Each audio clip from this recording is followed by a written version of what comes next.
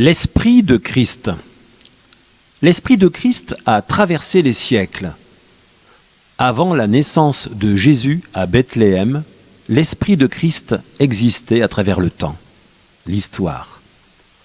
Lors d'un débat, un prophète chrétien exprime que Jésus ne meurt jamais.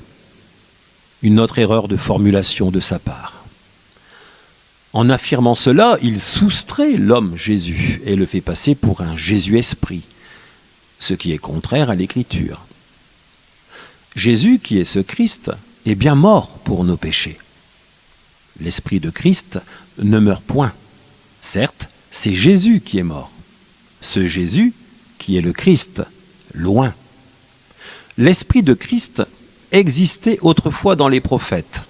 Premier épître de Pierre apôtre au chapitre 1, versets 10 à 11. Les prophètes qui ont prophétisé touchant la grâce qui vous était réservée ont fait de ce salut l'objet de leurs recherches et de leurs investigations.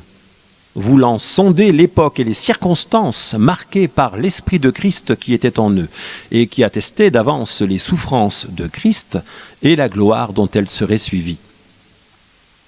Nous pouvons dire que Christ est ressuscité en précisant la personne de Jésus, celui qui ne meurt plus.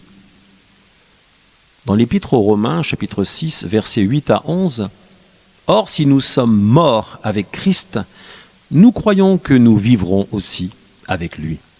Sachant que Christ, ressuscité des morts, ne meurt plus, la mort n'a plus de pouvoir sur lui. Car il est mort, et c'est pour le péché qu'il est mort, une fois pour toutes.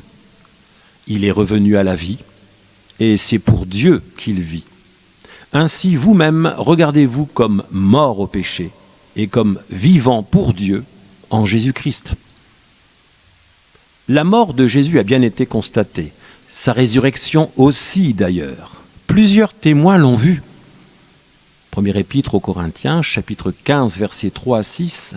« Je vous ai enseigné avant tout, comme je l'avais aussi reçu, que Christ est mort pour nos péchés, selon les Écritures. Qu'il a été enseveli et qu'il est ressuscité le 3e jour selon les Écritures, et qu'il est apparu à Céphas, puis aux 12. Ensuite, il est apparu à plus de 500 frères à la fois, dont la plupart sont encore vivants, et dont quelques-uns sont morts.